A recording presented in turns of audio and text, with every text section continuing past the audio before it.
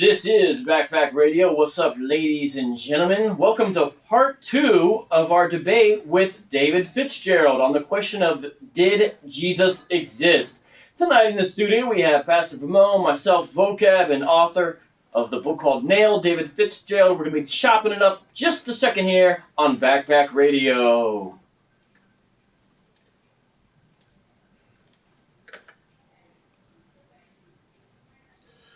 Hey, welcome to Backpack Radio. Glad to have you with us, and we're excited to, well, it went so well last time, we decided to do it again, to have, this time live in the flesh, David Fitzgerald, author of the book Nailed, 10 Christian Myths That Show Jesus Never Existed at All. He's writer, speaker, this guy's all over the place, co-founder of a film festival, bunch of different things, and I think, actually he's in town for a couple different things as well, I believe, right, David? That's right. So we're glad to have him in studio, and really this is just a continuation of discussion we had last time over really the topics that he raises in this book. Nailed, again, 10 Christian Myths That Show Jesus Never Existed at All. You could find his stuff on Amazon, all over the interwebs, right? All over the place. I got legs, baby. I got legs. I'm everywhere. We'll get some more information about him as we go on with the show. But really, the focus for this episode is on. Last time we was more general, talked about a lot of different topics, but today we want to focus, guys, on extra biblical, non-biblical sources for Jesus. What are the legitimacy of them? Can we trust them? What should we understand about them? And so Vocab, did you start off last time?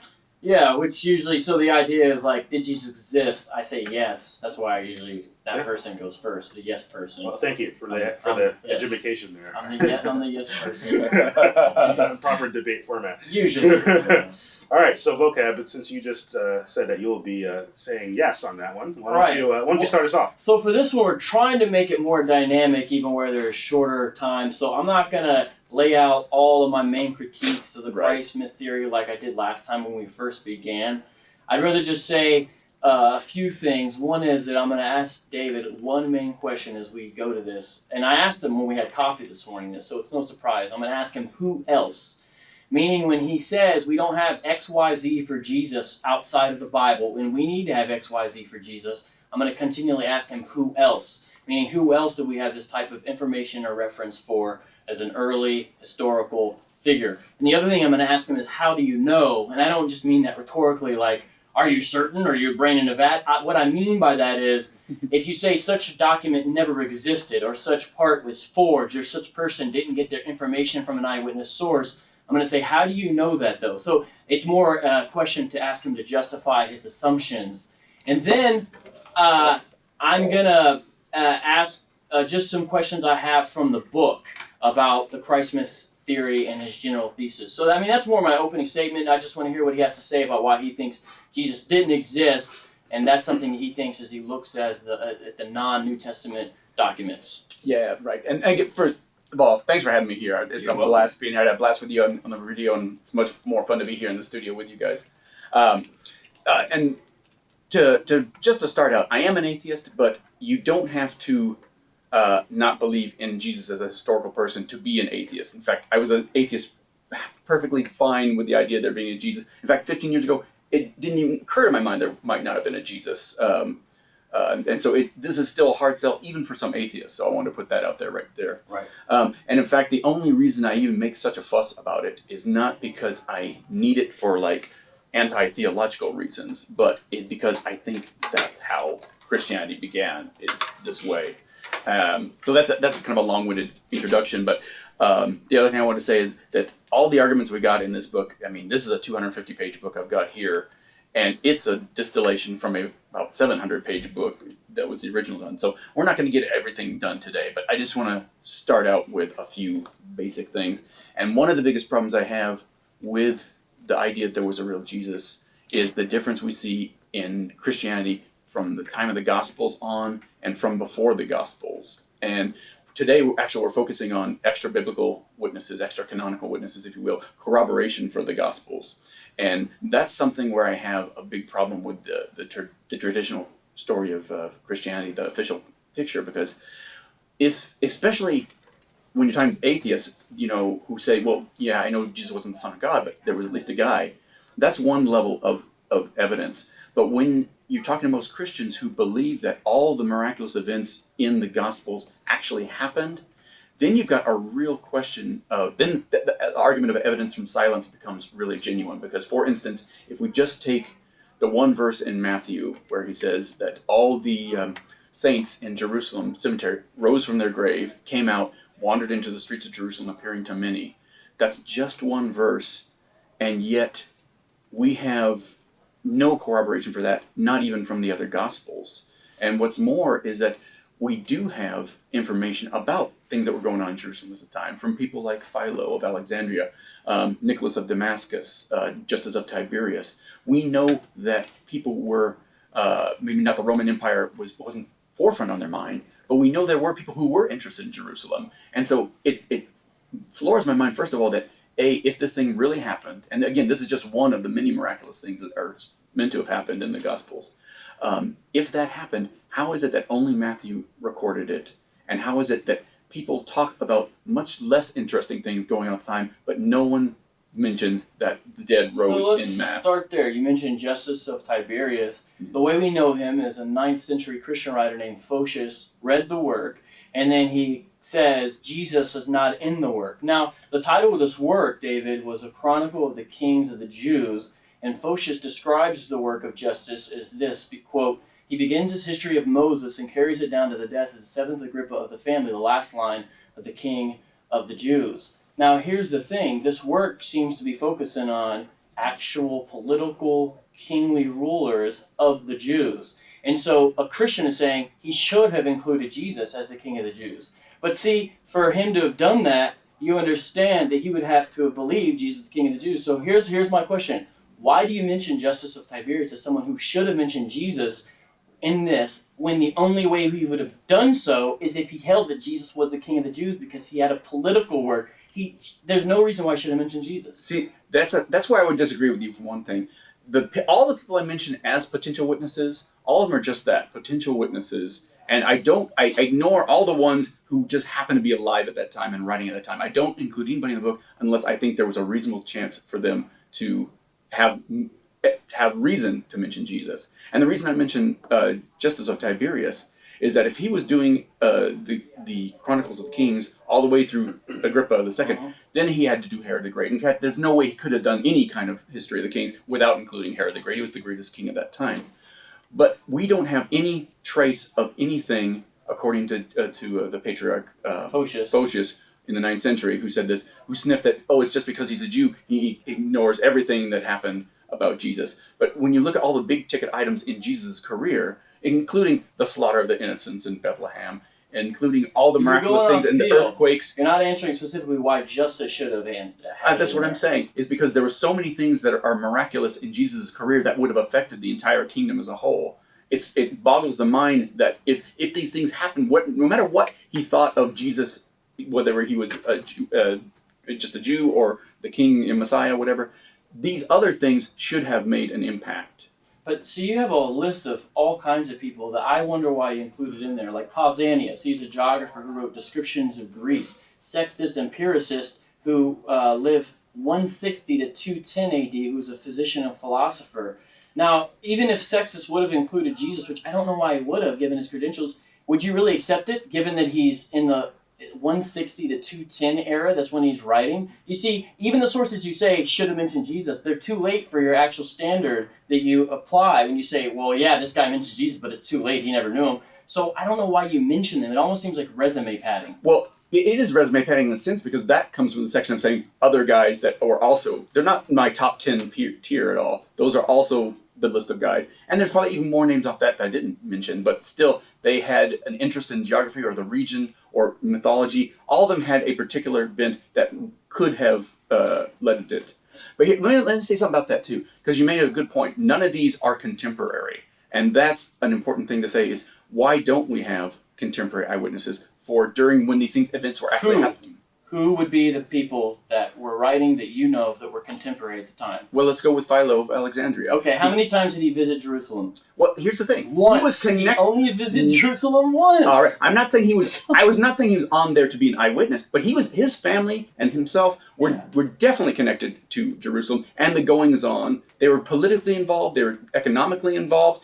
If something like, for instance, all the dead holy men out of Jerusalem came out of their graves and walked, he wouldn't be talking about the lame-ass things that were happening in Jerusalem at the time. He'd be talking about that. And in fact, everybody would be talking about that, even if only one guy came out of his grave and appeared to many in Jerusalem. So, like, there's a guy named Honi the circle drawer who's supposed to have made the rabbi. Appear. How many people talk about him? Well, we know about him today because people did talk about him. How many people? How many sources do we have for Honi? You know, I think we got one. Maybe we have one. Apollonius of Tyana. How many sources do we have for him? Well, if you trust the chain of evidence that makes it, we've got 4. I don't particularly. No, we do not. I don't. And I agree with you, I don't. But here's the thing. My point is, we have other people who seem to do miracle workers, and you don't have them left and right. And when miracle workers are recorded, like, for example, in the Talmud or by Celsus, they say he was a magician. So it's not really a big deal. But another charlatan, a magician, leading people astray. The difference between that is you're saying that Jesus was the real deal, and that he actually did these things, that they were only legend to be. And we have a list. Well, not necessarily. But remember, I believe in the supernatural. I don't necessarily deny that there can be like what you might call false miracles. So not necessarily. I don't know. Let me ask you this, because we have so many lists, and I want to mention them in our next book, of all these other loser messiahs and wannabe miracle workers who were so far less interesting than Jesus, even if Jesus was just a guy with these radical new teachings. And yet they made the historical record. Who and where? Who are these guys? I got 2 pages right here. Let me just listen. John the Baptist, for one, he made the record in a way that Jesus didn't. Which corroborates the New Testament, not denies the New Testament. Well, no, because we know John the Baptist. Hang on a second. We know John the Baptist was real, or we have a much better chance of thinking John the Baptist was real, whether he was connected to Jesus or not. And in fact, in the Gospels, every single Gospel gives a different relationship to John the Baptist and Jesus, making it very Did John the Baptist, according to any source extent, claim to be the Messiah? No. Well, actually, that's not true. His followers I asked you, did anyone, any source extent? Yes. What's the source? The Clementine Recognitions, they not only say that John the Baptist was the Messiah, they preserve the debates with Christians saying that John the Baptist was the Messiah. Let's explore more about John the Baptist on the other side of the break. Backpack Radio. No doubt. Nice segue. See, that's fun. Vocab, you ignorant slut. Sounds good. You had to edit out where you said lame ass. Oh no! I mean, I don't know if that passes the Yeah, I've been really trying to. I got to watch the bombs. That's right. It's fake talk. It's fake talk. For the podcast. We'll put an unedited podcast. Can you say effed up? Is that too edgy? Really messed up. I mean, we could do John the Baptist, but what do you think of getting into Josephus and Tacitus and those? Yeah. Let's definitely get into Josephus for sure. Because what we're talking about is a little more, for most people, the other sort It's of a little fringe. obscure. It's a little obscure. The other stuff's more. And I think I made my point that there's all these other guys that they were lamer than Jesus, and yet they made the point he didn't. So I think that point's made. But yeah, let's definitely talk about Josephus because that guy always. Do you want to start off, David, or? Do you want I don't know. I thought it was good the way we did it last. You want to just have it? We don't have to do the back and forth. We just talk. Yeah. I'll do it and then I'll let you go. Yeah. Okay, cool. Okay, that sounds good. We'll do it Josephus. Oh wait, let me play the music here. Oh, sorry. We've got to have this tradition of this music for it. Make sure you pump it up, Jeremy. Ready, everybody? Ready. All right, 9 minutes. Here we go.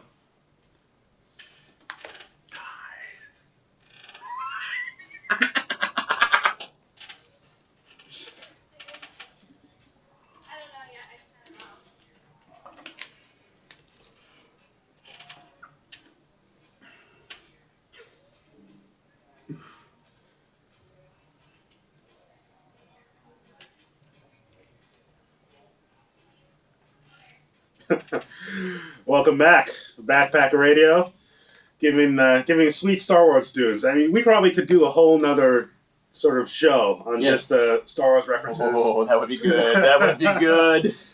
Star Wars, all sorts of. I mean, it's all Star Wars all the time, and I think it would be awesome. It's the only reason I wanted to do this debate is to have an excuse. Bob's not here. That's why. Because Bob's not here staring at you. Well, we are back Radio, and in studio with us, David Fitzgerald, writer, public speaker, historical researcher out of San Francisco, California, talking about his book, Nailed: 10 Christian Myths That Show Jesus Never Existed at All. Also, director, co-founder of the world's first Atheist Film Festival, a number of other things as well. Speaks all over the place, and check out his stuff. Probably Facebook is the best way to get in touch with you. And so search David Fitzgerald on Facebook if you want to personally connect with him. And yeah, I think you probably will be in town. Maybe is this your first time being in Phoenix? First time in Phoenix. Okay. Cool. Well, I'm sure you'll be back. hopefully your event here will go as well. But anyway. We are continuing on this topic of did Jesus exist, focusing particularly on what's called extra biblical sources. For those who are familiar with that term, those are sources outside of the Bible, writers, other writers during the sort of that general time period who seem to have spoken of Jesus, written about Jesus, and David is contesting that those are things that we probably trust more and that we shouldn't be. And so anyway, vocab. That's enough of an introduction for me. Why don't you sort of take us in the direction we need to go for this segment? Well, David and I on the break agreed that we'll go to Josephus. He's usually the first guy brought up in these discussions about extra biblical witnesses to Jesus. And so I would want to argue to David, there's a number of reasons. I have more than 3, but I'll just give him 3 why I think not just I, but most Josephan scholars believe that this Testimonium Flavonium, I think I'm saying it wrong in Latin. Flipdinium, yeah. Yeah, where the place where Josephus, this ancient Jewish historian, refers to a so-called Messiah named Jesus there in his book of Antiquities. And I want to give some reasons why most scholars believe it does have Christian interpolation, but it's authentic on the whole. The first reason is that a lot of people knew that there was some fishy stuff going on there because a lot of the copies we had Josephus saying Jesus is the Messiah and rose from the dead. And everyone's like, well, that doesn't fit with Josephus. That doesn't fit with anything else. Was Josephus a Christian? No, he wasn't. So there must have been some sort of holy tampering. Someone's like, he's not just a man. He's he's more than a wise man. It's how could you say that about Jesus? Absolutely. So the Christians adding stuff in 3, perhaps 4 main spots, it seems. But fortunately, Shlomo Pines in 1971 brought forth an Arabic copy of Josephus. That's later, I think from the 10th century, if I'm not mistaken. And in that, all that fluff part is out, and now we have it just like the parts the scholars wanted to take out. They said don't match Josephus. It doesn't have those in there. And so that lets us know there's still a manuscript tradition that goes back to something totally in line with Josephus, what he would say. And the other reason, I'll just give 2, not 3 reasons. Okay. The other reason is the language Josephus uses. He uses the word tribe 11 other times. He uses the phrase about this time in a number of other places. I have the references here. He calls Solomon and Daniel wise men, the same way he calls Jesus, which no Christian would call Jesus merely a wise man. He refers to incredible deeds in a few places, usually in relation to prophets like Elijah. He uses the phrase leading men a number of times. He uses the phrase divine prophets. And all of these find their way in this passage that Josephus, where he mentions Jesus. So the language matches something Josephus as a Jew and as a personal historian would write, not something a Christian would write. So there's good evidence. Those are just 2 reasons. But what you wanted to respond to? Yeah, I want to respond to both. And actually, you're exactly right about right from the get-go, people thought this was strange. Yeah, because again, for all the reasons you say that, it's like it's Orthodox Jews supposed to be saying this. What's going on here? And the thing to keep in mind, first you bring up Shlomo Pines and the Agapian manuscript. First of all, Shlomo Pines himself said, now I want to caution you, this does not mean that this is the original. And in fact, the passage itself, the Agapes actually doesn't even get the name of the book right. And it's clear that he is just paraphrasing what he remembered. We don't think these were the exact words. Shlomo didn't think they were the exact words either. And there's been other scholars who also argue that this is from the 10th century. It is also going back to a manuscript tradition that ultimately dates to the guy I think forged it, Eusebius of Caesarea. You mentioned the vocabulary, and just quickly, I'm going to say, superficially there are a lot of similarities to but it's the same way like Joseph Smith's Book of Mormon has superficial similarities to the Bible. It's just his faking.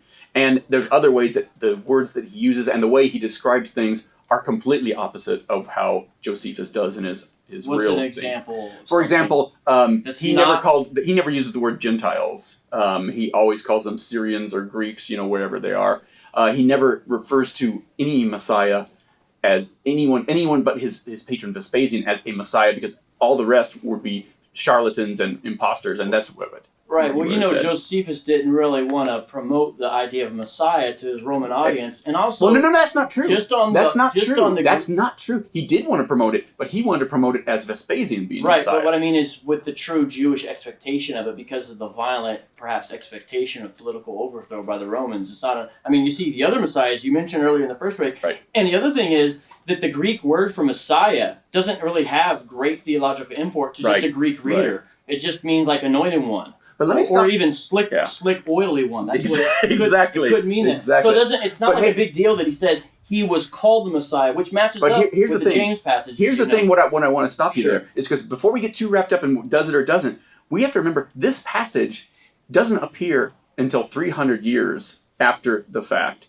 and we have church father after church father after church father who we have long commentaries on Josephus. They never say anything remotely like this. Origen even complains that we don't have passages like this in this book. That's not what he says, David. That is exactly what he says. Here's what he says. He says, Josephus doesn't think Jesus is the Messiah. Here's my question. How would he know that unless Josephus has a passage that doesn't recognize Jesus as the Messiah? How would he know that? Because all he says just before that, yes, Jesus did all these amazing things, but what source do we have for him outside of the Gospels? And he gives a source. And here's the thing. He doesn't give the source because Josephus doesn't say that. No, and for 300 years, nobody quotes this until Eusebius, and then everyone starts quoting it everywhere. But see, here's the thing: how does Origen know Josephus does not think Jesus is the Messiah unless he has a textual indication? Because Josephus is a Jew. That's sufficient. Oh, so see, then Josephus is a Jew. Then your argument's not even textual. It's based upon his prior theology. You're arguing a textual thing. Now you're flipping over to Joseph's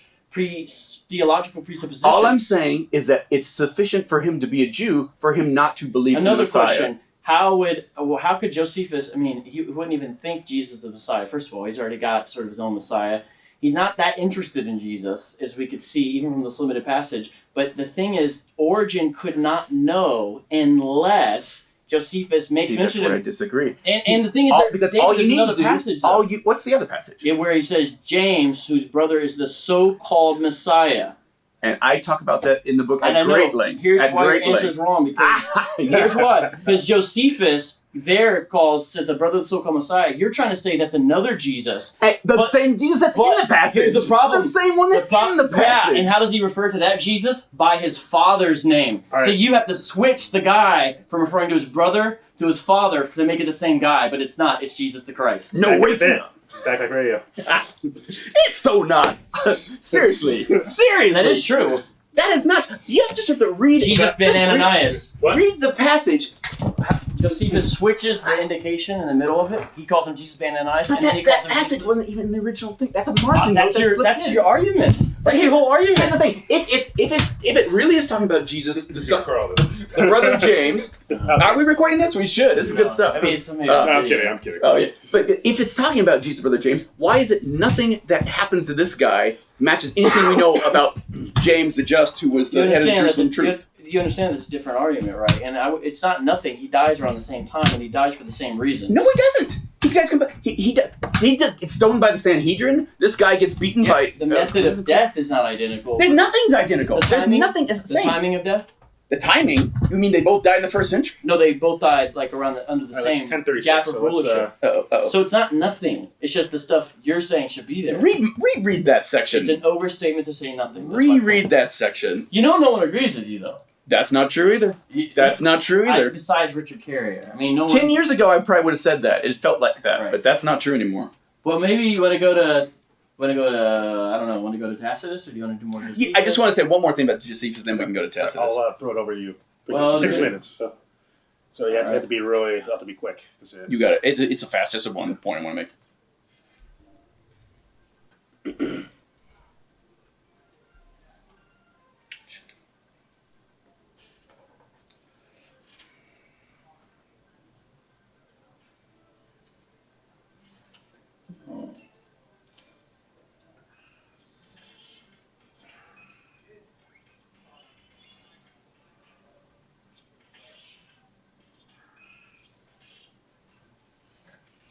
Okay, I'm ready.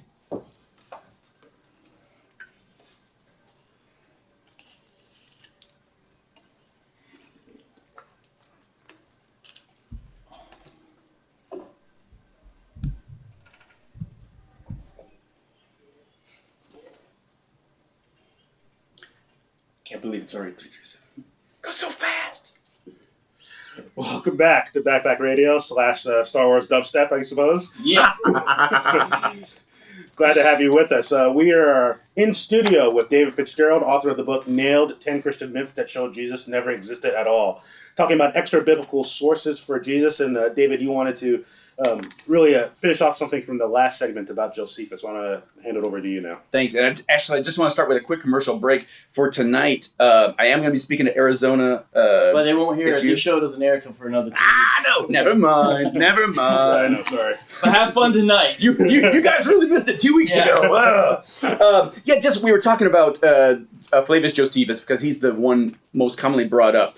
And there's lots of arguments that we've been given back and forth, and there's more to be said. But the one I wanted to make was that Bart Ehrman brought this up, and we don't agree on everything about Jesus by any stretch, but he made a point that even if every single word in the Testimonium Flavinium is true, that was written around 93 or 94. It's way, way after the fact, and it doesn't change the fact that of the time when Jesus was supposed to be doing all these things, we don't have anybody taking notice of them, and that is really just as from... You know what your argument assumes, right? Well, I assume that if these things really happen, people would have noticed them. No, your argument assumes the gospel do not have eyewitness accounts in them. You just said someone should be taking note, but then Well, you're assuming the gospels aren't that. Well, I am assuming that because there's clues in the Gospels that say they aren't eyewitnesses. They never claim to be Like eyewitnesses. John, at the end of John 20 where it says tacked on and says, oh, this was, by the way, this was written by the beloved disciple, and we know it's true because he told us so. That's not written by anything or where remotely Luke says he interviews eyewitnesses.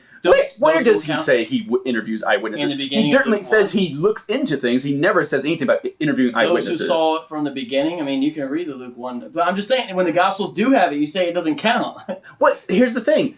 We can break down why I don't like what the Gospel's saying, why I don't think they're, we can do that. That's a whole other show, but we're going to be gone in 10 minutes, you know? Yeah. Oh, no, we didn't even scratch the surface on that. We didn't even scratch the surface. But I'm saying you can proceed with the argument, but just make sure for the Christian, they have to at least realize the assumption built into it. When he says no one is writing these things down, it's assuming the Gospels are not that. And I'm talking about corroboration for the Gospels. Okay, but that's a different argument. It is, but here's the thing. But if you say that the Gospels are eyewitnesses, first of all, they're not. And second of all, the synoptic problem you're very well familiar with shows that Mark is the source for Matthew and Luke's Gospels. Have you read the biographies of Alexander, Julius Caesar? Do they match up identically? And I'm not talking about matching up identity. Okay, I am talking about these things. This is how they match up. They're either in lockstep.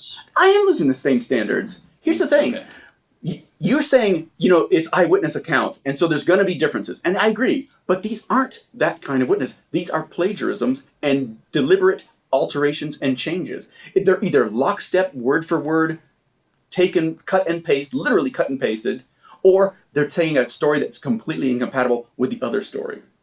Okay, so... And that's not eyewitness. That's not eyewitness difference. That's something completely different. Right, we disagree. And here's the thing. Here's the challenge I have for the Christ myth sort of industry in general.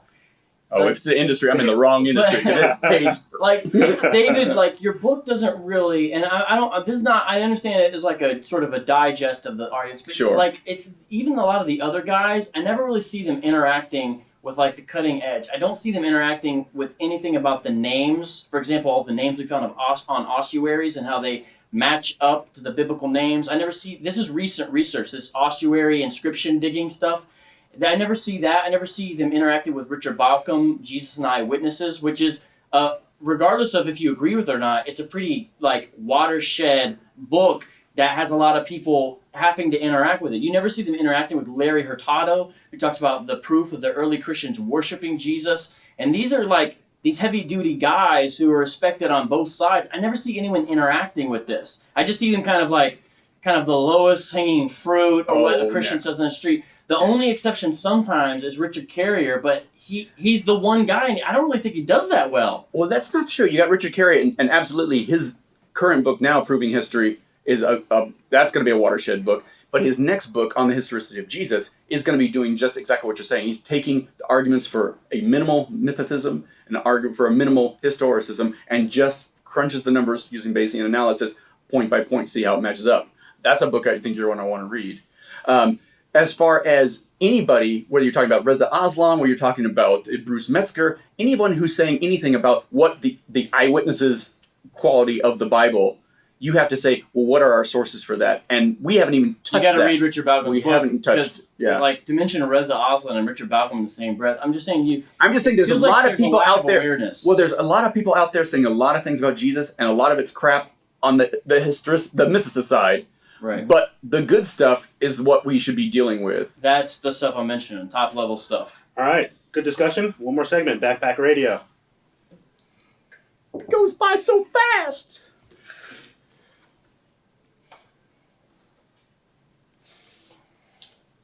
I tell you, I'm stunned how fast this goes.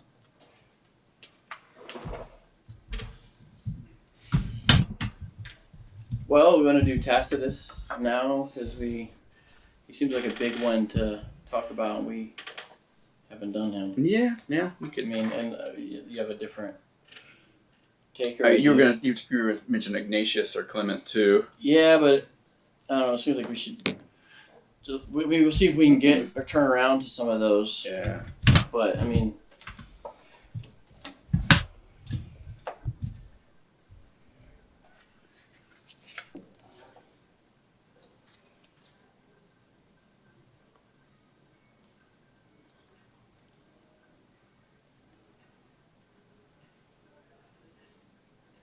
All right. You ready, Jeremy? This is our last segment. All right, keep us posted. How many minutes is this one again? Say what? I forget how many minutes this one is. So, Yeah. okay. So yeah, we'll be right The on. music comes in at the end of it, yeah. This time, just again, reintroduce David briefly, Yeah. and then how people can find him or his book, and then what we're talking about, maybe what we did last week, and what Backpack Radio. You know, where it was final reset, because we're going, just a big reset, for everything, is what they call. You reintroduce everything, basically. Okay. And then I'll mention Tacitus, and we'll go from there. Did you want to get a Marabar Ben Serapion or something like that? Nah, I mentioned him last time, and I was going to wait. I want to talk about that guy. Nah, I mean, you can if you want, Yeah. but to me, Tacitus is a bigger Yeah, chunk. I agree. The Marvar one's not really a. I was gonna. Well, I don't know. I can ask my question maybe later. Sure. What were you gonna say? Well, yeah, I was just wondering. I mean, one of the things you make a point of is that it's almost. I guess let me ask this question. Yeah. Maybe word it this way. I mean, should people have made as big of a deal about Jesus if they're essentially in a backwater place? I mean, you know what I'm saying? In other words, I do. Yeah. And that's a good question to bring online, actually. Okay. Yeah. Well, I can do that. I mean, in other words, we're sort of assuming that he's a big deal, Right. And so he had a huge impact, and so that's why there should be more writing about him. I wonder if I just want to suggest that maybe that's a great question. wasn't that big of a deal until afterwards. If that makes sense. It does. Based on whatever And that's the argument I get from atheists trying to tell me that there was a Jesus, but blah blah blah. Okay. I got with the stealth Messiah. Okay. Argument. Yeah. I mean, does that take you too far? I gotta. I mean, Well, it's up to maybe okay. because I already know what he's gonna say. So Yeah. I mean, I'm sort of interested in it, but sort of not. I mean, but you can. Well, I mean, as a listener, I'm interested. Exactly. I'm kind of trying to get what the listeners are going to want to hear about. Because to me, it's not. I mean, it's. Okay, well, let's hit it. I'll keep it short. Keep it short. Keep it short. Well, hopefully. And if I'm not, just start doing this. All right, Jeremy, I'm gonna play it. Here it goes.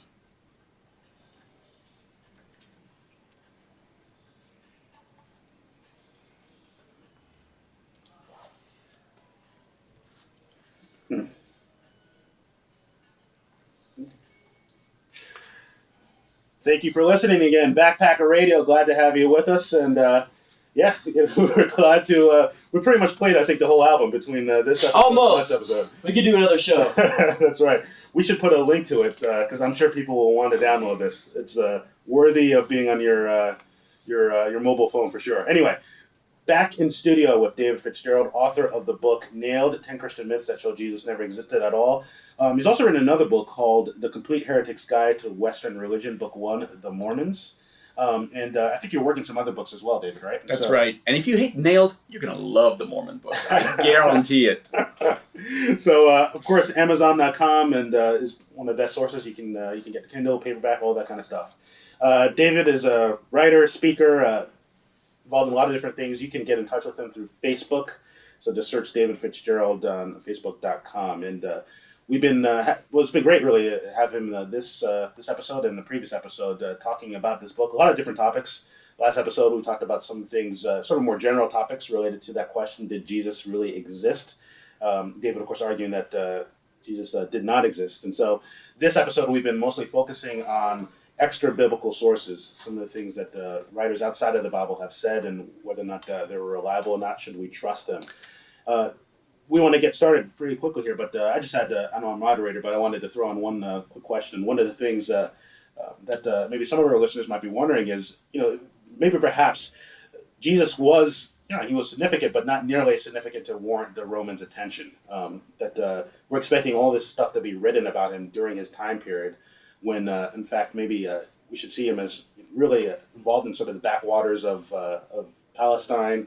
It's really only afterwards that Christians began to believe certain things about Jesus, and then you saw the movement sort of go from there. I think you termed it. I think atheists will describe this as the stealth Messiah. Is that how you describe it? Because I get that argument a lot from atheists who try to tell me that yes, there really was a Jesus, not that he was Son of God or anything, but there really was a historical guy.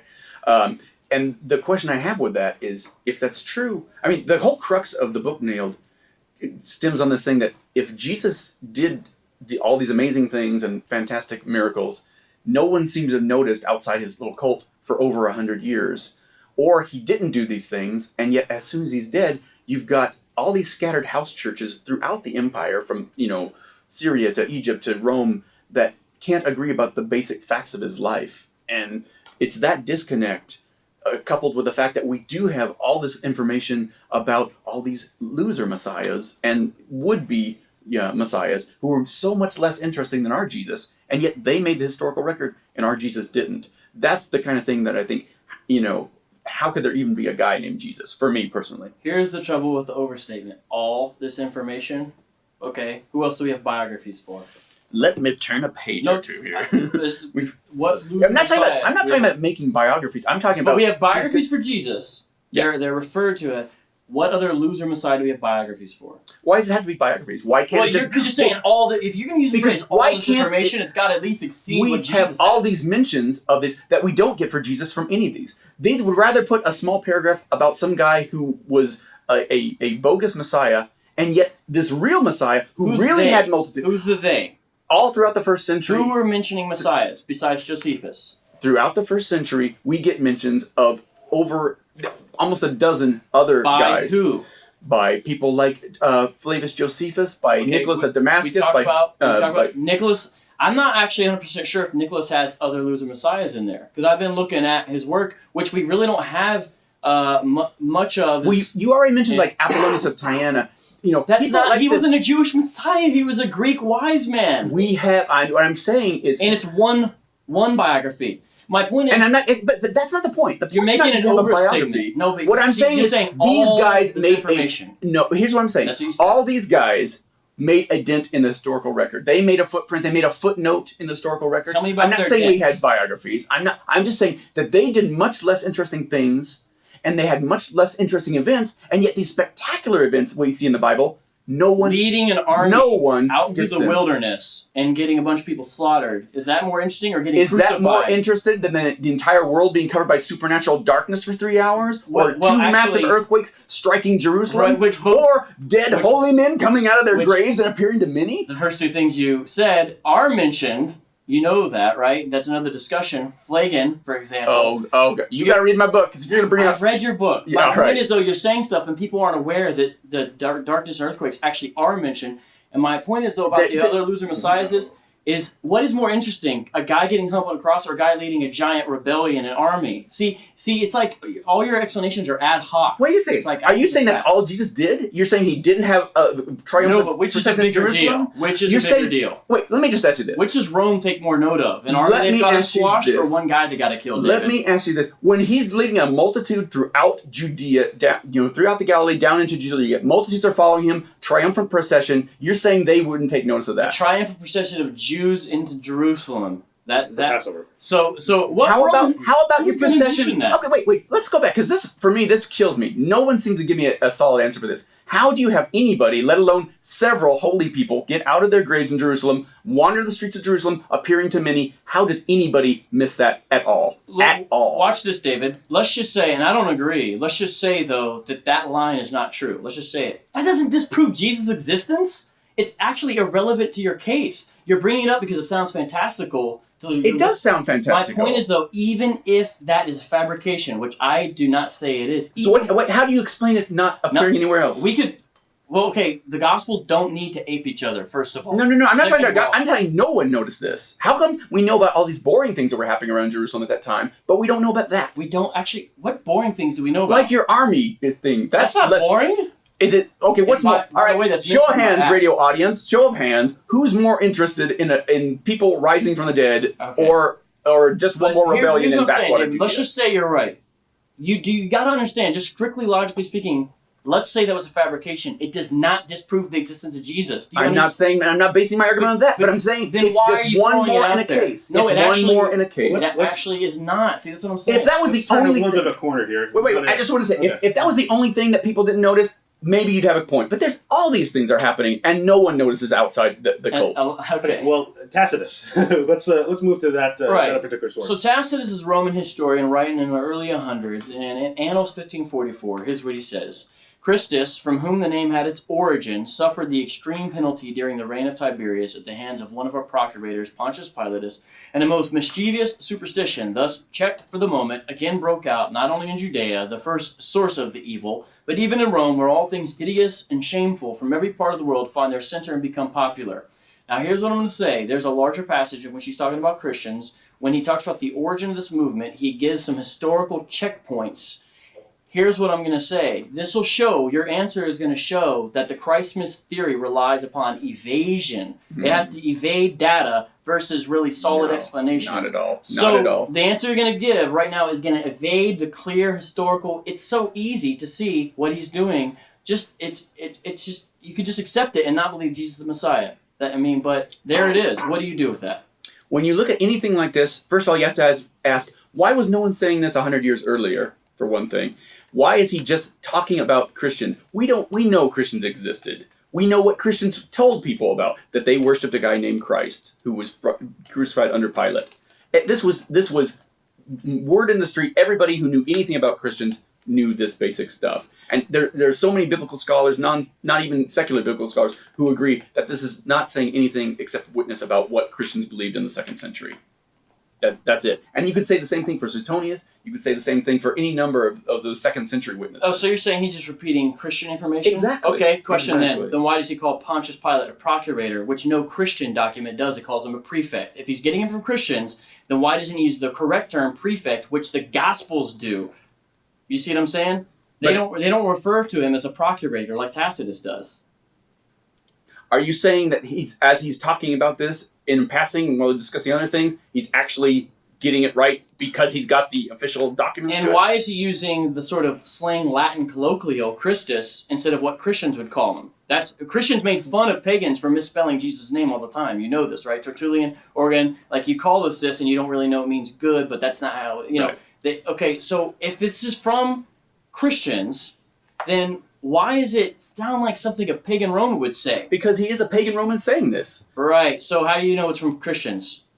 I'm saying that nothing we get from anybody in the 2nd century is anything that any Christian could tell them. You're being fixated on the fact that he uses the correct term. That just means that he knows what they should have been called. Okay. So here's the thing. And again, where was these guys? Where are people like this in the New Testament? Where are people like this in the 1st century? I mean, when we hit Acts, you're not answering the question. We're talking about Tacitus. Okay, all right, keep going. Here's the thing. Tacitus do you know in History's 440, he tells of a time when the Senate asked Emperor Domitian if they could consult the imperial archives and they were granted access. Tacitus also cites Senate records in Annals 5.4 and 1574.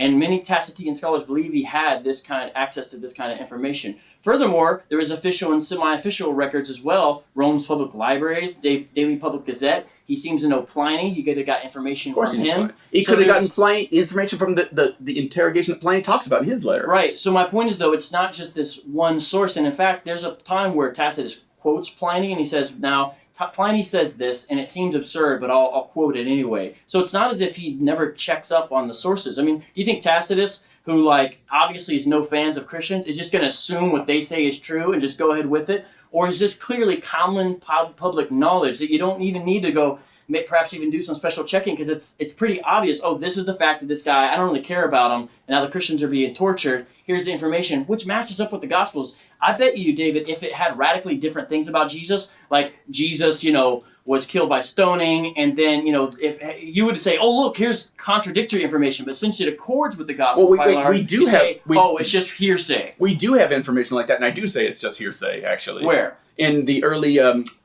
Jewish writings, like the Mishnah, it's clearly a parody of those things. So the fact that that's the kind of different information, that doesn't interest me that much. Well, those are later than Tacitus. Absolutely, and that's part of the reason I put even less weight to those. Yeah, but they're obviously, the funny thing is on the big details, they do match up sort of the Jewish side of the story. Witnesses were called forth.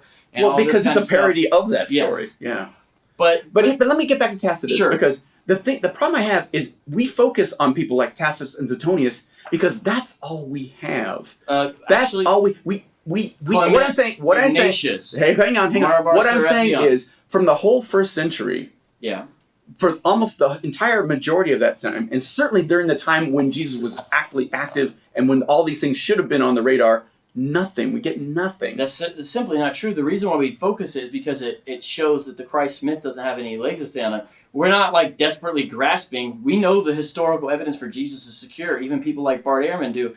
Look, I never resort to this argument, but it was interesting. In our last show, I mentioned that I believe Paul wrote 1 Timothy, and you said, well, most mainstream scholars don't agree. And I said, yes, I'm aware of that. Yep. And then you caught me back later and said, you can't just brush that off. I think you went by that a little too quickly. Yeah. And it's really, I thought that was ironic for someone who holds that Jesus never existed to tell me you need to be aware of mainstream scholarship about the authorship of a Christian document when it's even less accepted the idea that there was no historical Jesus. Don't you see that seems... And I get that, but here's the thing. I have to have reasons for everything I argue, especially whether it agrees with the mainstream or when it disagrees. But you understand my point, though. If you're going to tell me, hey, you better don't go so fast. And all I meant to say that is that it's not atheists making this up.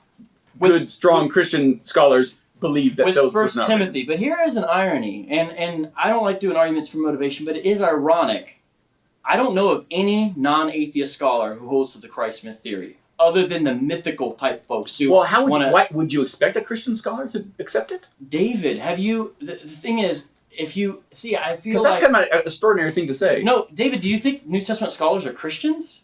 I think from the beginning it's been dominated by Christians, yes. Have you... I mean... And I know the non-Christians like Rudolf Bultmann, we need to demythologize the New Testament. Bart Ehrman, I mean, there's like a... I'm not sure if you're aware of the current state of New Testament. Oh, I'm aware. Believe me, baby. I am dominated by non-beer drinking fundamentalist Baptists. It's dominated by a whole set of other folks. Because they're the only ones doing the work. Everybody else is circling the wagons to keep out new ideas. And why do no non-atheist New Testament scholars believe your theory? Because they work for Jesus. It's like people at Duke University. Mark Goodacre works for Jesus. You tell me. Duke University. I don't think that's a Jesus institution. But it was a lot of fun, and David is a cool guy, and I enjoyed having coffee with you this morning. Me too, and I love being here. Great meeting you guys, and I'd love to come back anytime and yell at you more. I appreciate having you here. Backpack Radio, thank you all for listening. Check us out, backpackradio.com. We'll see you in a bit. Thanks again, David. Awesome, guys. Thanks, George. Awesome. Thanks for recording it, man.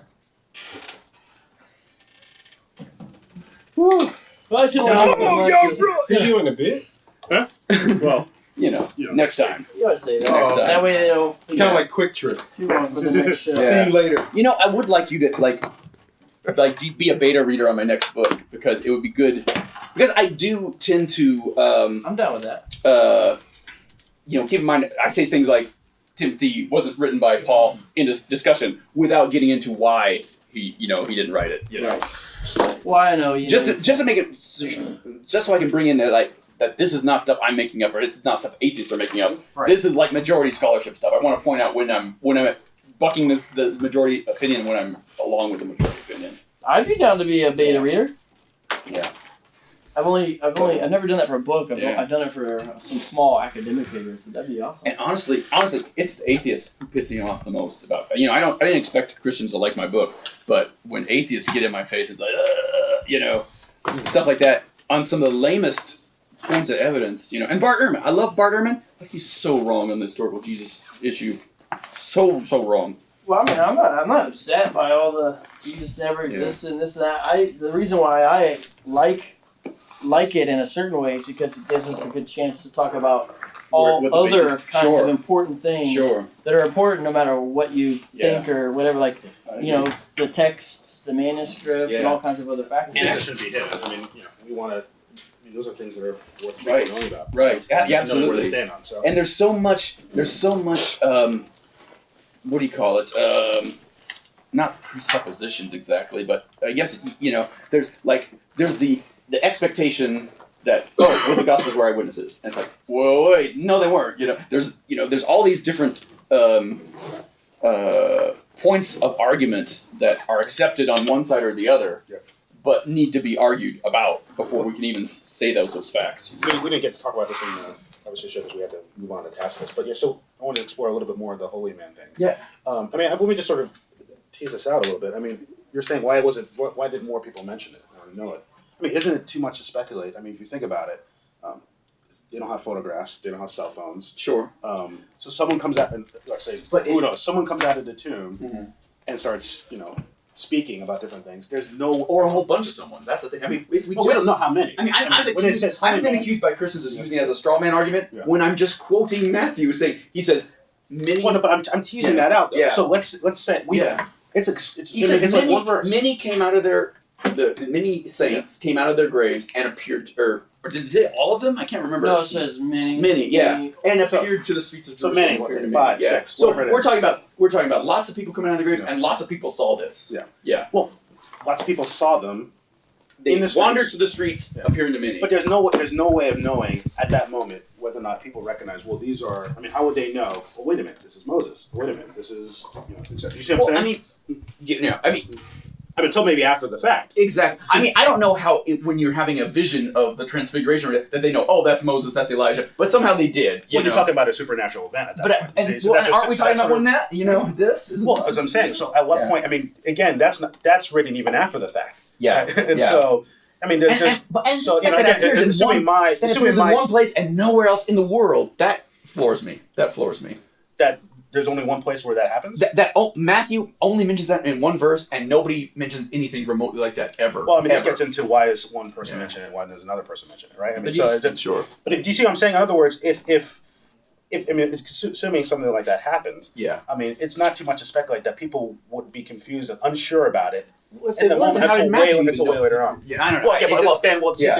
It's so easy to write a story. I mean, Matthew's writing saying this is the Messiah, right? So, I mean, there's and again. And when we say Matthew, I don't say Matthew wrote because I don't think there was a Matthew, and I don't think the guy who wrote that book was trying to pass him off as any disciple, or any of the Gospels were trying to pass themselves off as an eyewitness or a gospel. Okay. I mean, as a biography. Okay. But even if all 4 Gospels said that line or something like that, it's not like you would believe it. Well, no, because they're ultimately they're based on Mark, and so anything we get from any of the 4 Gospels, we could talk about just the Gospels and why they are or aren't reliable, and what's reliable in them and what's not. But like the thing is, on one hand you're like, well, not even the other Gospels mention it, but why is that relevant to you? Because it's not. I mean, do you believe the feeding of the 5,000, which does appear in all 4 Gospels? Do you believe that happened? Let me put this way. Everything that seems to come out of the Gospels seems to come out of Mark's Gospels, and everything in Mark's Gospel seems to be an allegory. So in that sense, that's an allegory, right? So what's a good example of a contemporary allegory that talks like Mark's Gospel does? Yeah, the Greek. I mean, the original Greek that's there is very short. It's terse. Right. He did this. He did that. He did this. He did that. I mean, it doesn't seem to bear the marks of. It's in a coiny Greek that's very folksy. It's like Andy Griffith talk, But again, we're almost. It's written by a very educated guy who's like, he could write very highfalutin Greek, but he doesn't. He writes in this folksy, comfortable. But what's an example of the genre? A Jewish Messiah genre in the simplified stripped down way that you know is an allegory from the first century? Like, are you just inventing, that Mark invented a new genre of literature? What's an example of the genre you're saying Mark is? I'm getting the question. I don't know if he was the one who invented this or not. I'd have to think about that. But what I do know is when we see all the symbolic elements in there. For instance, I talk about in the book about the Barabbas, how that thing is really, that whole incident about Barabbas being released instead of Jesus is a allegory for the Yom Kippur ritual. You know, I mean, there's just no doubt about it. And biblical scholars, once they see that, it's like they can't unsee it. It's like, oh man, you're so right. And there's things like that repeated throughout his gospel. There's a real weird thing that Mark says in Mark 4:11. And it feels to me that he's setting what this whole thing is about. He's saying, he has Jesus telling his followers, I'm giving you the key to the mystery of the kingdom of God.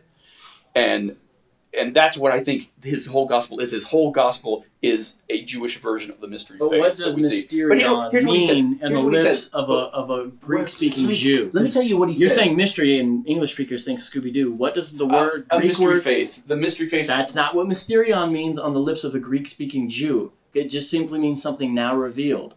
That's the lexical understanding. You see, when you say mystery in English, here's it one way. When you see him using that same word that the non-Jewish mystery faiths use, how can you say, oh, well, because a Jew is saying it doesn't... That's not how lexical sources work. You don't say, oh, they use the same word, therefore it has the same meaning.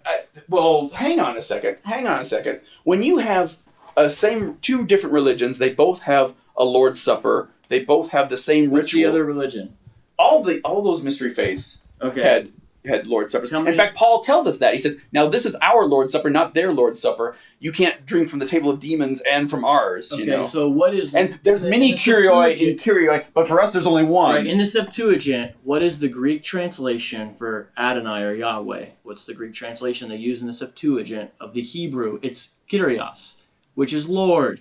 So when Paul is saying it, it's the way that a Greek-speaking Jew would refer to deity. It's not just this. It's not because if you read. What is your point? My point is when he's saying Lord's Supper, yeah, it's not identical to someone who believes in multiple deities saying Lord. How is it not? How is it not? Okay, the Septuagint was made before the New Testament. It's a Greek translation of the Hebrew Scriptures. Whenever they had the Hebrew word Adonai, which was the word they would use instead of Yahweh, which is the divine name, they would always say Kyrios. Okay, so now I'm just not seeing how this supports your point. Greek-speaking Jews who are now followers of Jesus Christ the Messiah, right. When they say Lord's Supper, Kyrios, the word they're using, it's radically different than when a pagan who believes in multiple deities. How is it radically different? Because it's the term they use for Yahweh. How is that different? Because pagans don't have a Yahweh. They have a bunch of gods. Here's the thing. You're making the big deal that because we have a Lord and they have a Lord. No, I'm saying that our Lord is better because we have a real God behind it. The whole way they would utilize the word Kyrios is radically different. How and you're not know that? They're using exactly because I know the what same pagans believed.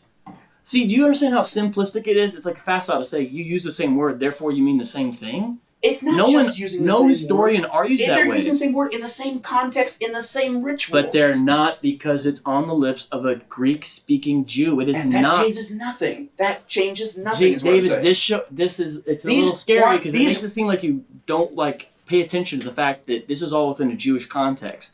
That's why this is all in a first century Jewish context, where there's not one single Jewish context. But that's why you're having Judaism at this time is mingling with paganism. That's what I'm saying. It isn't too much to suggest that.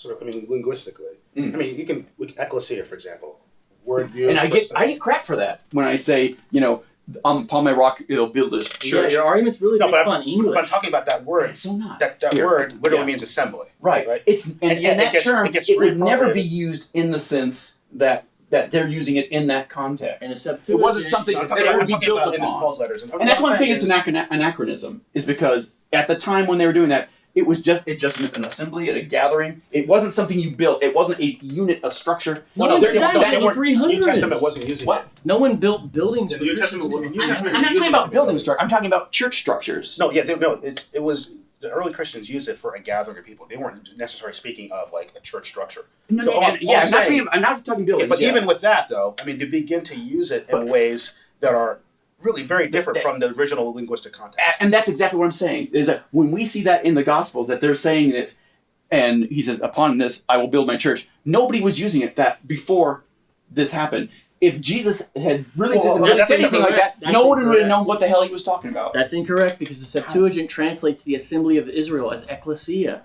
Ecclesia, but yes. So And that's what I'm saying. It's not something. It's not. We're not talking about a church the way the early Christians did. when it says that they were It's an there, anachronism. Its use was an anachronism. See, it's like you don't understand the Septuagint context of the way it shaped the Greek words they used.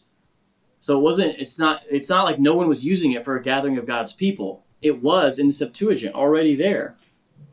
Okay, I think we're talking past each other You because see what I'm saying? I think I do, but you're saying because it meant this, Christians gave it a new meaning. I'm saying it's not. And I'm agreeing with you. I'm saying And it's I'm not agreeing a with you. radical break. No, it was used At that as level. in the Septuagint. It was used, in the Septuagint as an assembly of the God's congregation, people. right? Assembly of God's people, and then in New Testament times, that already understanding of that definition then gets built upon and expanded in the New Testament. Exactly. times. And what I'm Which goes saying back to the original but point. but see, that's what I'm saying. It later got expanded on and built and was adapted, co-opted as that use, but not at the time of Jesus. That was after that. That's what. No, so see, when you have somebody writing this, no, but in the time Yeah. of Jesus, it's still. At the most basic level, all we needed to mean is an assembly of God's people. Right? That's all it means. Now, reading it back in, we import other things, there's no doubt. But all it needs to mean is an assembly of the people of God gathered together. That's all it needs to mean. You see what I'm saying? I do. I just. So I don't need it to mean other things Right. until it means other things. But I guess what I'm trying to say is that this isn't in a gospel written probably in the 70s, in the late 70s. At that time, there was an ecclesia that was built upon and was spreading. When the time he depicts in his gospel in the 30s, anyone who said, and it's not the only case where they say something that makes no sense at the time. Like when Jesus says to his followers, "Take up your cross and follow me," and they go, "Oh, okay." Nobody, he hasn't revealed that part of the story yet. Yeah. Well, see, But again, a assuming person can Jesus still is- use an analogy to understand what a person means. Exactly. What would that mean? Take up your assuming- cross and follow me. Nobody would know what the hell he was talking about. Yeah, and the Bible says the disciples didn't know what he was talking about. their response is right there. They didn't understand until later on. Gotcha. So it's possible. Jesus even using that term, ecclesia. Using it, that only becomes really significant and important. It's assuming, again, obviously you wouldn't agree with this, but assuming the written text there, Jesus comes and explains it after he's resurrected and says, "Okay, remember all the stuff I was saying? Well, now here's the full impact of what I was saying." You see what I'm saying? I do, but there's other examples. None of these things that we've talked about tonight are the only example of what I'm talking about. For instance, like there's the verse where he says, "What good can come out of Nazareth?" That's an anachronism because people said that because Christianity came out of Nazareth, but it wasn't until about the time these Gospels were written that people were saying stuff like that. But it goes back to the earlier point in terms of just I think the way that which sort of it's a linguistic thing. What you just said, you don't know. And Christianity didn't come out of Nazareth; it came out of Jerusalem. But they're saying that's There's where not even an early Nazareth church that's spoken of in the Gospels. that term wasn't used. That pejorative sense wasn't used. How do you know? It became associated with Christianity. But how do you know this? We have Jewish writings about it. Okay, but let's just say that's true. That doesn't mean that people didn't say that back then. Well, that's exactly the point I'm making. That they didn't say it. No, back but then. you don't know that. It took on. Well, we do know that So because we they have said Jews it talking about later, it. they could not have said it, or because they said it later, they could not have said it earlier. Well, the earliest evidence we have for them saying it is in reaction to Christianity after Christianity's arisen. I'm not 100% sure that that's a phrase the pagans use about the Christians. I'm not saying Christian. I'm not saying Or even the Jews. Appreciate it. See it, V? I'm not 100% sure that's the Okay, case. really, all I'm trying to say is that your whole life is built on a lie and everything you know is false. That's all I'm saying. Yeah. That's all I'm saying. But the thing is, it's not like we're like shaking our head and saying, have blind faith. I get that. I get We're that. arguing from lexical and linguistic, and we're not having to twist any meaning. We're just saying, here's what it means. What we're saying is, your interpretation of the data is incorrect. It's not based in a first and that's century fair. context. And fair. It's not like we're